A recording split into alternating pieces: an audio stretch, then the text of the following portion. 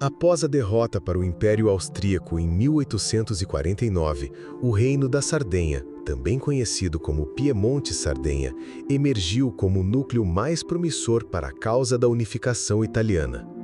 A abdicação do rei Carlo Alberto marcou o fim de uma fase mais idealista e romântica do movimento nacionalista e o início de uma etapa mais pragmática e diplomática. Seu filho e sucessor, Vittorio Emanuele II, soube manter o espírito nacionalista vivo ao mesmo tempo em que reconstruía a estabilidade do reino e procurava novas oportunidades para retomar a luta pela unificação. Uma das principais figuras desse novo período foi Camillo Benso, o Conde de Cavour, nomeado primeiro-ministro em 1852. Cavour era um liberal pragmático, influenciado pelos ideais do iluminismo e do liberalismo britânico, mas profundamente consciente da necessidade de agir com cautela no xadrez europeu. Sua estratégia baseava-se em combinar modernização interna com articulações diplomáticas no exterior. Ao contrário de Giuseppe Mazzini, que pregava a Revolução Popular e a República, Cavour via na monarquia constitucional e na diplomacia a via mais eficaz para alcançar a unidade italiana. No plano interno, Cavour promoveu reformas econômicas e administrativas decisivas. Investiu em infraestrutura, especialmente na construção de ferrovias, modernizou a agricultura, incentivou a indústria e reformou o sistema tributário.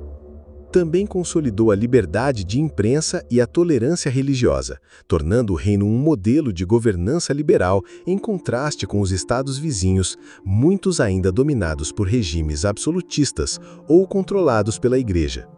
Essas transformações tornaram o Piemonte-Sardenha não apenas mais forte, mas também mais atraente para os patriotas italianos que sonhavam com uma nova nação unificada. Cavour entendia que a unificação italiana não poderia ocorrer sem a retirada da influência austríaca sobre a península, em especial sobre a Lombardia e o Vêneto. No entanto, uma guerra direta contra a Áustria exigiria apoio internacional. Foi nesse contexto que ele procurou se aproximar de França e do Reino Unido, buscando aliados que pudessem intervir militarmente ou ao menos enfraquecer a posição austríaca. A participação do Piemonte-Sardenha na Guerra da Crimeia, 1853 a 1856, ao lado das potências ocidentais, foi um passo estratégico nesse sentido. Embora tenha sido militarmente modesta, a presença piemontesa no conflito garantiu a Cavour um lugar nas conferências diplomáticas europeias. Durante o Congresso de Paris, em 1856, Cavour aproveitou a oportunidade para internacionalizar a questão italiana, denunciando a opressão austríaca na península e conquistando simpatia entre diplomatas franceses e britânicos. A atuação de Cavour como diplomata astuto foi fundamental para preparar o terreno para alianças futuras, sobretudo com o imperador francês Napoleão III, que via na aliança com o Piemonte-Sardenha uma maneira de ampliar sua influência sobre o continente. A aliança franco-piemontesa foi selada secretamente em Plombières, em 1858, com o compromisso de que, em caso de guerra contra a Áustria, a França apoiaria o Piemonte com tropas. Em troca, o Piemonte cederia à França os territórios de Nice e Savoia. Esse acordo desagradou a muitos nacionalistas, como Giuseppe Garibaldi, que era natural de Nice, mas representava um avanço realista no processo de unificação. Cavour demonstrava mais uma vez sua disposição de fazer concessões táticas em prol de um objetivo estratégico maior. A guerra contra a Áustria eclodiu em 1859 e o Piemonte-Sardenha, com apoio francês, obteve vitórias importantes, como as batalhas de Magenta e Solferino. Essas vitórias forçaram a Áustria a ceder a Lombardia, embora mantivesse o Vêneto por mais alguns anos. O sucesso da campanha aumentou o prestígio do reino e provocou um efeito dominó em outras regiões da península, onde movimentos pró-unificação se multiplicaram. Em diversas partes da Itália Central, Parma, Modena, Toscana e os estados papais, governos locais foram derrubados e substituídos por administrações provisórias favoráveis à anexação pelo Piemonte.